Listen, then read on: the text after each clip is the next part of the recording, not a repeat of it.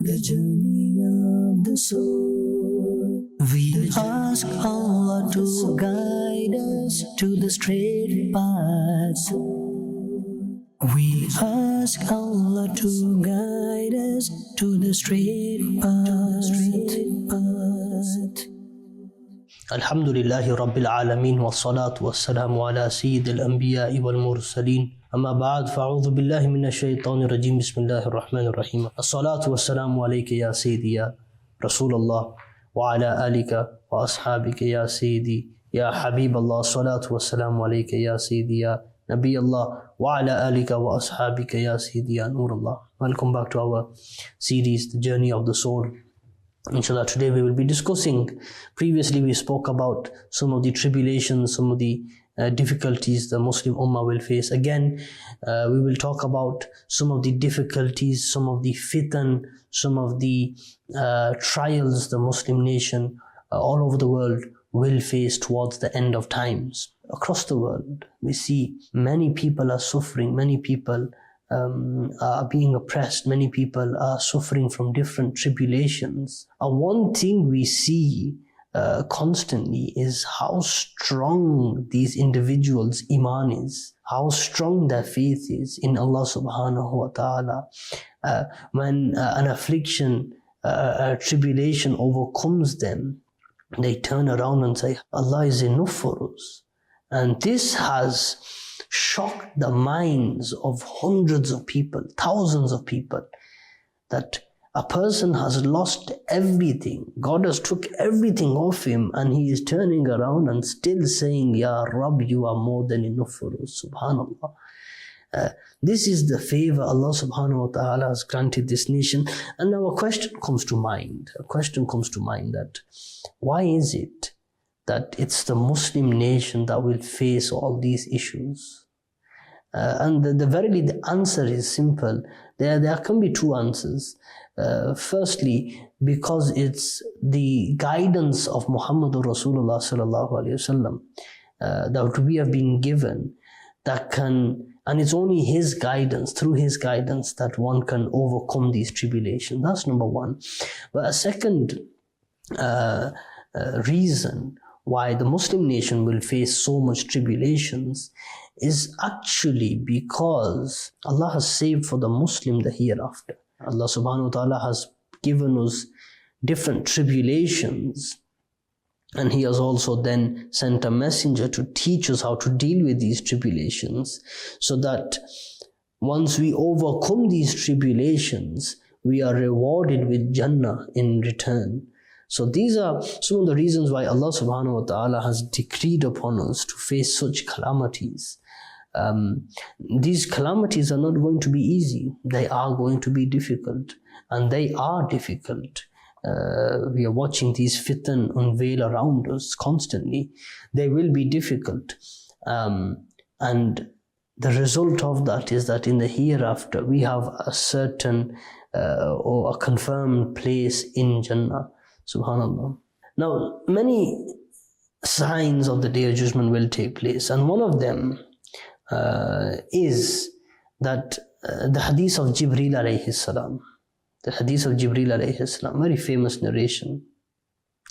When Hazrat Jibreel alayhi salam asked the Prophet sallallahu alayhi wasallam, tell me about its signs, tell me about its indications, its pillars. When these events take place, that would be the sign of the actual day to come. The Prophet sallallahu alaihi wasallam, he says, "Antalidal amatu rabbataha," that a slave woman will give birth to her own master. Now, this narration is actually interesting because it gives us an understanding of a social change, how people will change over time in the past. So in the past, let's look at first how slavery got about. Islam came around 1500 years ago, and slavery existed much before that, well before that. And a slave was classed as not even a citizen, it was classed as a commodity, an asset, a property. It wasn't even classed as a human, it didn't have human rights. And Islam was then sent to the Arabs, and the Arabs would deal with slavery. They would buy and sell, and they would, have a slave market. And Islam came with this new color, a new type of aspect where Islam gave rights towards slavery, which was something that wasn't seen before. So slavery was a thing of the past. Islam came and began to give it rights, and he gave it this aspect that slaves are humans, and rightly so they are. And then Islam also had another key feature where it had these constant points and aspects where Islam would teach us to free the slave. And we have seen today slavery finished at the hands of Muslims. It was Muslims who ended slavery, and this was all because of the religion of Islam. So now, slavery was a thing of the past. Islam came, gave slaves their rights, human rights, and then removed slavery off the planet, the face of the earth. No more slavery. Islam ended slavery, alhamdulillah. Now, the Prophet ﷺ says towards the end of times, a mother will give birth to her own master. A slave will give birth to her own master. What does that mean? Many scholars have various different opinions. The way slaves were treated in the past, they were not classed as citizens, they were not classed as humans. So a mother will give birth to her own master. What does that mean? Would it mean that the child is treating the parents as their slaves, as their maids, as their, those people who actually run around and do everything for you, iron your clothes for you, feed you food, cook your food, clean your house, clean your bedroom. This is one possible meaning of this narration as well, where the child physically will class his parents as slave, and the parent would stay home all day serving the child. So there's various different aspects of that narration. Now there's a second part to this narration where the Prophet ﷺ says, وَأَنْتَرَ الْحُفَاةَ الْعُرَاةَ الْعَالَةَ رِعَاءَ الشَّاءِ يَتَطَاوَلُونَ فِي الْبُنْيَانِ, that you will see أَنْتَرَ الْحُفَاةَ, barefooted, yani they will not have any shoes on. They will be naked, yani they won't have much clothes to cover their bodies, drowned in poverty. So you will see individuals who have no shoes, who have limited clothes, who are very poor, who are shepherds, and all of a sudden something will happen, يَتَطَاوَلُونَ فِي الْبُنْيَانِ, and they will compete in raising tall buildings. Phenomenal buildings we have seen in the Arab countries, that some shepherds who were in the past, their ancestors were shepherds, they owned large amounts of land, they were shepherds, their lineage goes back to being a shepherd. They had loads of land, they were poor, they had barely any shoes on, they had barely any clothes on. All of a sudden, they found oil under their land, which led them to rivers of wealth. Rivers of wealth would flow under their land, and they dug out this oil and sold it around the world, from which they accumulated so much money that now these very poor people are competing in raising the tallest buildings within their land. And we have seen in the Arab Peninsula, in the Arab countries, that they have the tallest buildings in the world, tallest buildings in the mega structures that are the tops of which are reaching the clouds, subhanallah. This was a prophecy of the Prophet sallallahu alaihi wasallam. There was an incident that took place in Pakistan where a certain individual came outside of a house, and he was speaking to my father, and my father turned around and said to me, this very same person, he came here many years ago and he didn't have any shoes on. And all of a sudden, now he has the tallest building in our area. So this is not just restricted to the Arab Peninsula. It's also widespread around other countries where poor people have found to be sat on amples of wealth. And when they've received this wealth, overnight success, their temptations have led them to compete in building megastructures out of all things. So this is one sign that the Prophet ﷺ talked about. And when you see these signs, then know that the Day of Judgment is very close.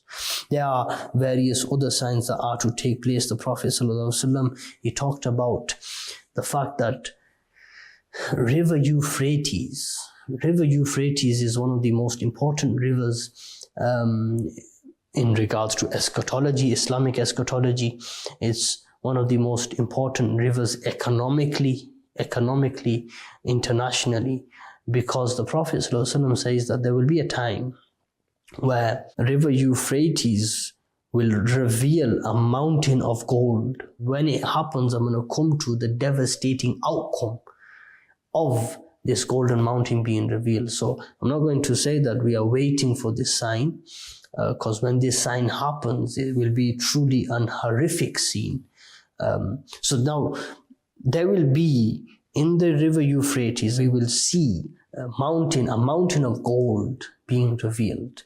And this mountain of gold will spark such a war that 99% of the people fighting for this mountain of gold will die. 99% of people fighting for this gold will die.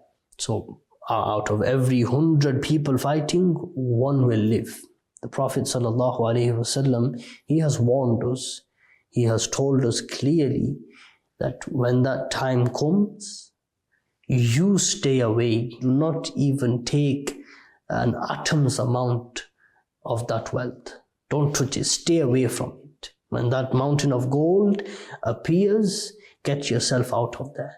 Don't go anywhere near that. That is a danger zone. That is a place of war. People will fight over that. There will be brutal killing, and that's what, as a Muslim, following the teachings of the Prophet ﷺ, he has given us the actual compass of how to navigate in the end of times. He has actually given us this compass, and constantly he is reminding us and telling us what to do on this occasion, what to do in this occasion, what to do in this scenario. For the Dajjal, he has told us, and we're going to come to that, what to do when Dajjal comes, what to do when Imam Mahdi comes, what to do when Isa alayhi salam comes. Prophet ﷺ has given us a complete compass, a complete roadmap of how to navigate through the end of times. Another sign of the Day of Judgment, that when two things appear in any city, in any town, in any village, two things. Number one, zina, fornication, indecency. Number two, riba. Riba is a vast word. Riba is not just interest, but usury. Usury is actually one of the most evil forms of oppression, where money doesn't circulate, economy crash, the poor get poorer, the rich get richer. It's a form of oppression, it's a form of slavery.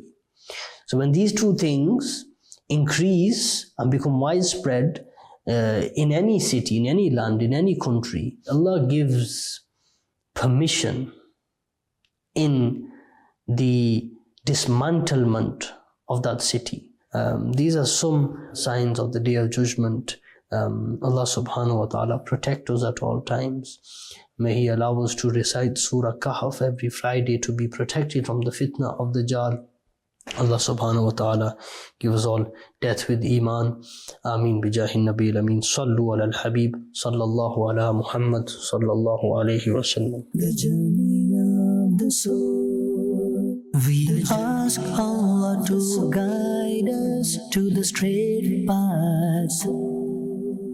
We ask Allah to guide us to the straight path.